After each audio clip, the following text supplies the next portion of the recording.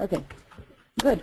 Okay, so this presentation is about the power of arts and culture for mutual understanding. This is not a presentation about things that hang on walls. This is not a presentation about decor or prettiness. It is about it is not about a specific activity we do in our spare time. It is a presentation about the force, the need, and the passion for art. How the power of art relates to mutual understanding, and it is a presentation about practicing art for mutual understanding. So I will begin with a question.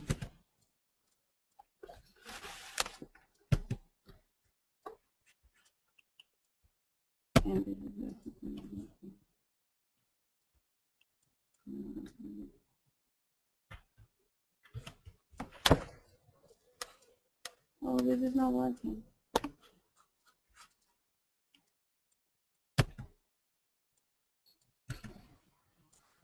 Okay, yes. Do you remember a song? Do you remember a dance or a video or a movie or a play or a book that moved you, that has moved you or inspired you some way? Please take your time and think. Why do you think that it related to you? What was it? What did it relate to your story? Because that is what art does. That right there is the power of art.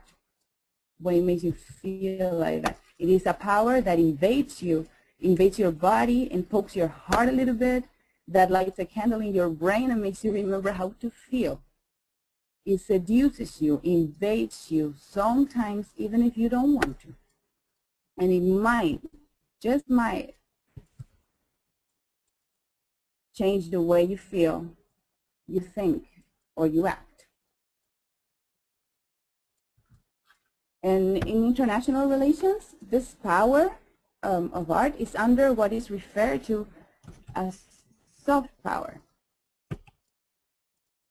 And soft power is the ability to attract and persuade rather than coerce. It stems from the attractiveness of a nation's culture, ideas, and policies. The soft power of a country rests primarily on three resources: in its culture, in places where it is attractive to others, its political values when it lives up to them at home and abroad, and its foreign policies when they're seen as legitimate and having moral authority. Of course, I'm going to focus on art and culture now because it is what made me interested in all of this to begin with. That and all my interest for mutual understanding between cultures.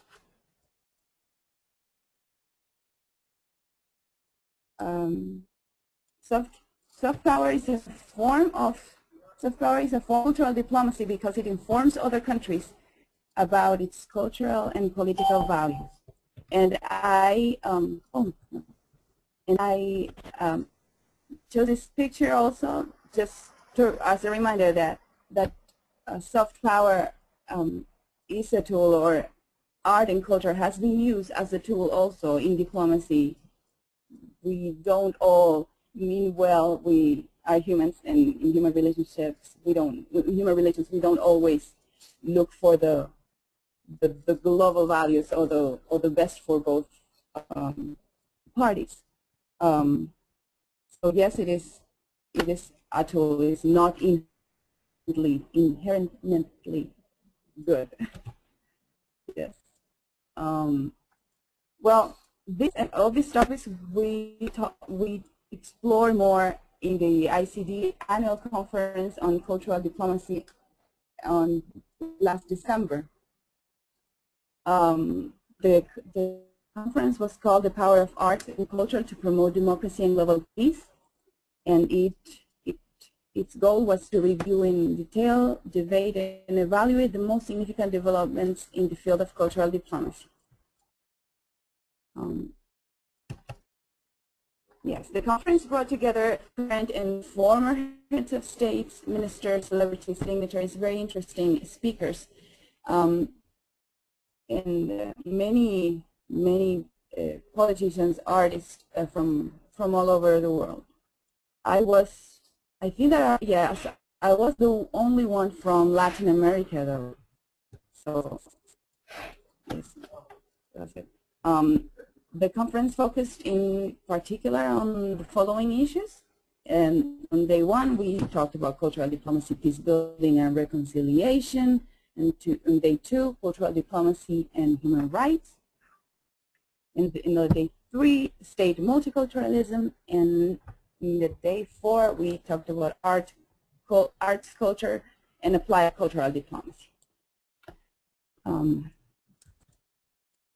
Yes, I wish that it would have been more of arts and cultural applied, but it was a great learning for me because I'm not coming from the diplomacy field.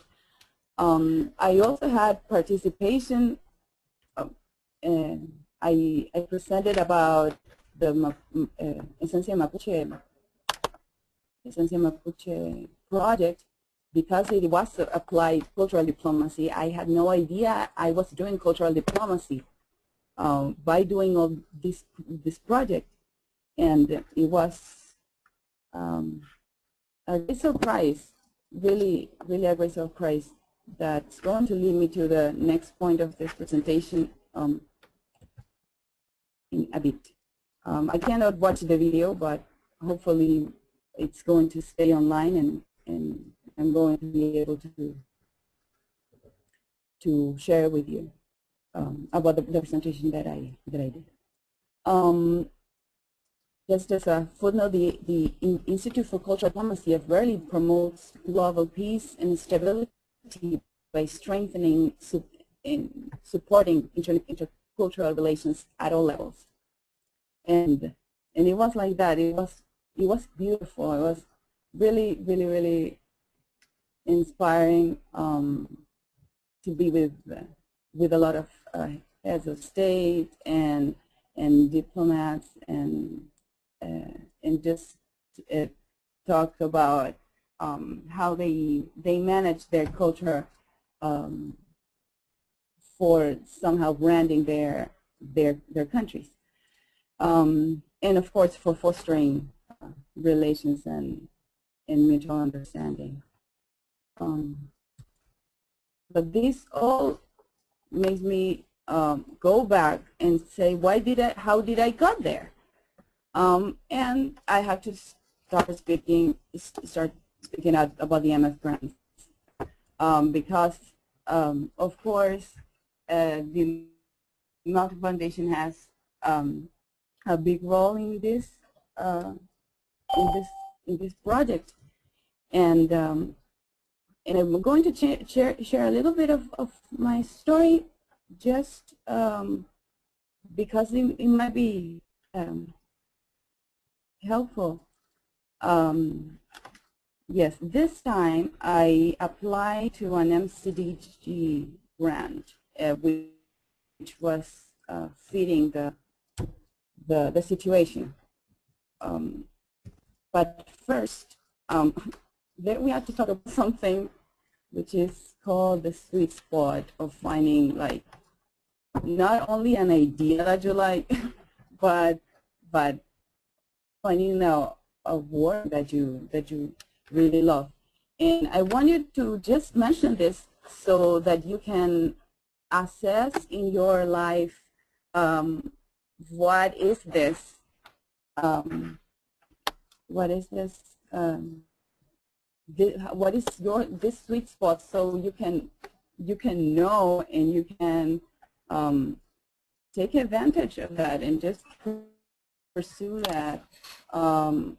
Like, there are very good questions to ask, like, what are you deeply passionate about, or what are you genetically encoded for? What activities do you feel just you are made to do, or what makes economic sense? What can you make a living at? So it's this intersection of passion, talent, and opportunity that creates this sweet spot. And I have to recognize that I have never I didn't say that I was going to find that, because I always like the blurry spaces between disciplines, and there was nothing that was exactly what I wanted. But somehow I think that I might have found something in here. That's why I was so excited by learning about this conference, because you talked about the power of arts and culture for promoting democracy and global peace. And this created like such a strong motivation. Oh, it's not, you can see, but a strong motivation that gave me no excuses. And I just had to do whatever it was in my power to try to go at least. There were a lot of downsides, because I was just finishing university, and I hadn't been working steadily. So some interesting facts about this is why I had no time, because I knew about this conference like 3 weeks, 3 weeks ahead. No, not ahead, but before it started, yes.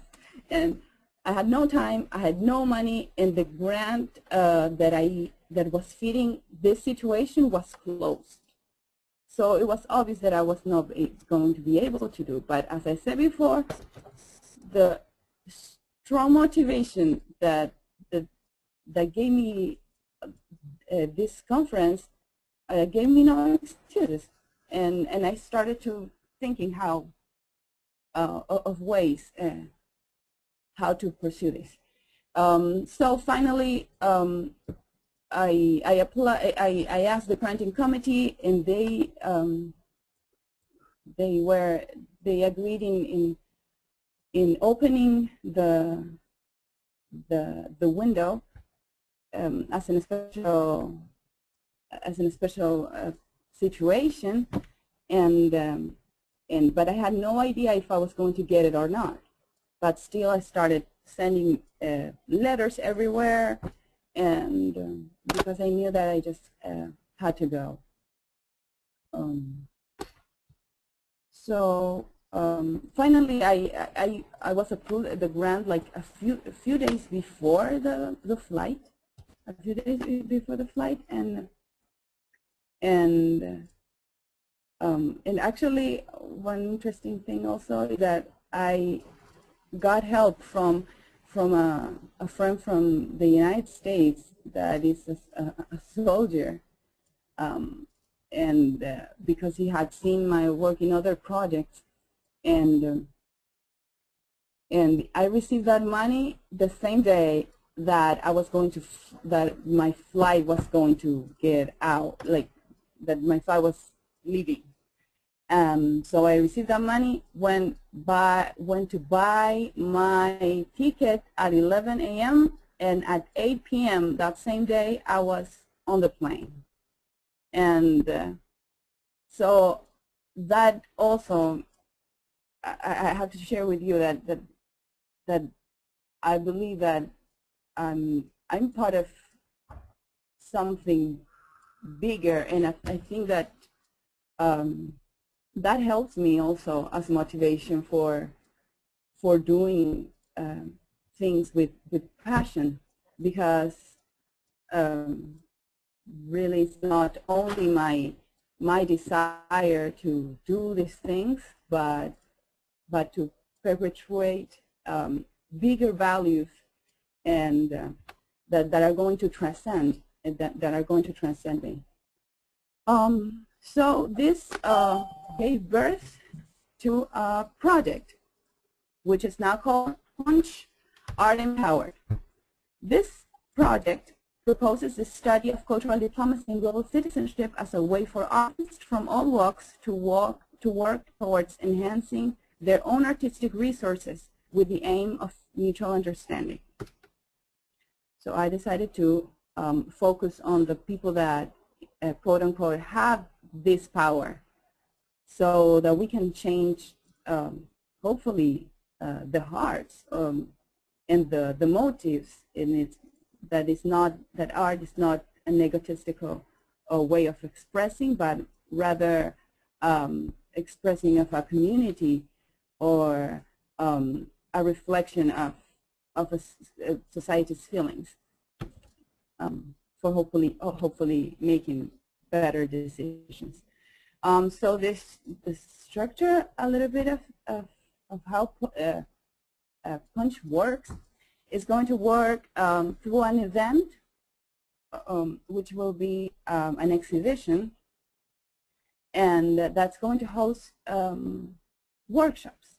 These workshops will have 3 lines.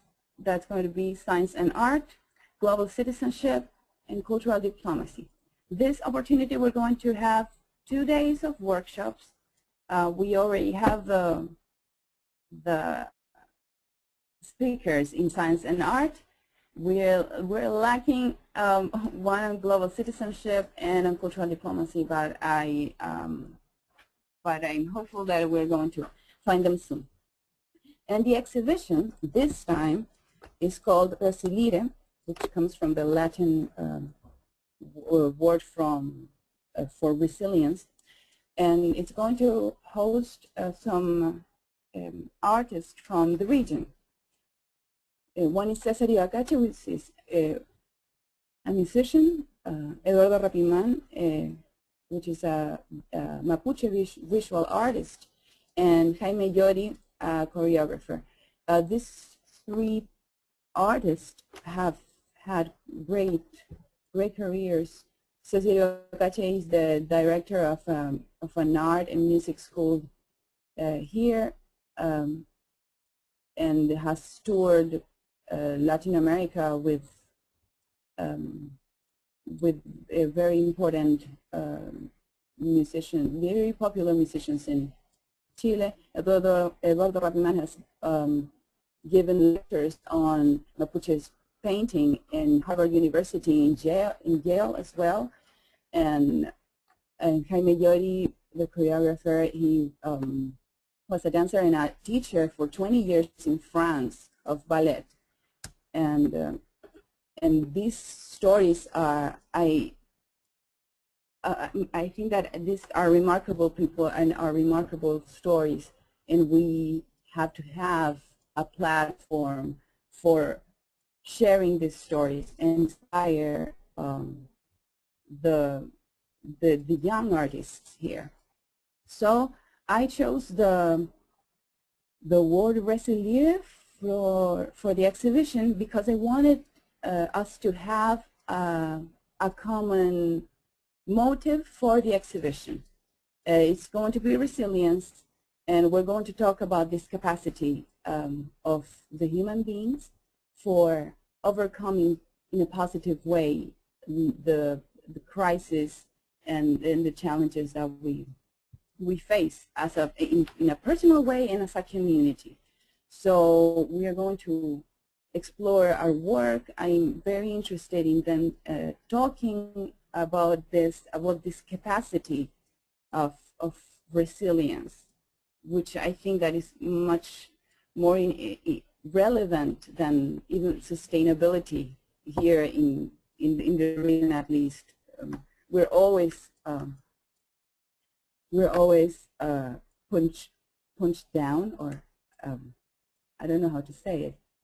There are always problems that arise. So we have to learn how to overcome that and pick a motivation and a motive, and just go with it with strength, and just knowing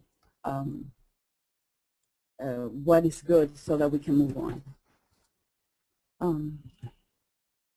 Yes. Our objectives for doing this are the following.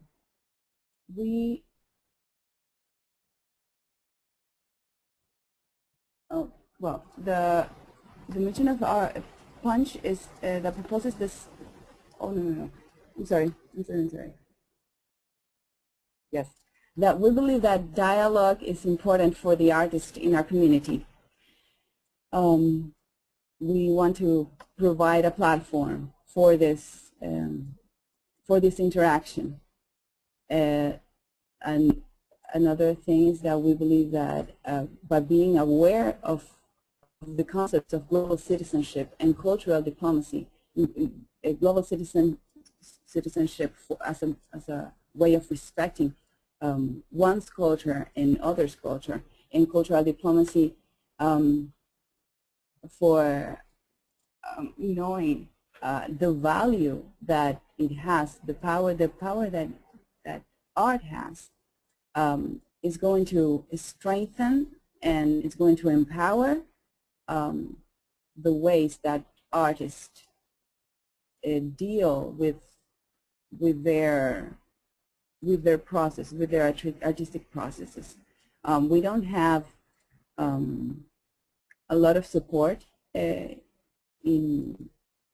from the government or from organizations here, because art doesn't have a lot of convocatory, and so we need to have a lot of strength. So artists need to have a lot of strength for believing that what they have in their hands is valuable. And the third is that to empower arts in strengthen the identity of artists in this region. This is our page and our logo. So I invite you to go online and see more about what we do. We already have a date for the first experience. It's going to be on May 11th. It's going to be in a beautiful place in the museum of the Railway Museum here in Temuco. And I'm already working with anthropologists and political scientists that is very interested in how to put in practice what they teach in the university. So I'm very excited about that. I want to just say that soft power is a more difficult instrument for governments to wield that hard power, and because the resources of this soft power are outside the control of governments, and maybe that's why we don't get a lot of support. But this soft power is needed because it indirectly shapes the environment for policy, and sometimes takes years to produce the desired outcomes, but it shapes the environment so that we can apply the policies in an integral way. So it is needed. I want to start finishing with this. Art and culture has a great power for bringing people together. With so many forces in this world acting to drive wedges between people, it is important to preserve those things that help us experience our common humanity. And I think it's true. What I would like you to get from this this presentation is well, in one part that art is it is innate to us. The power, it affects all humans because we all perceive through our five senses. So I think that I'm inviting you to explore this as well, because it is in you as well.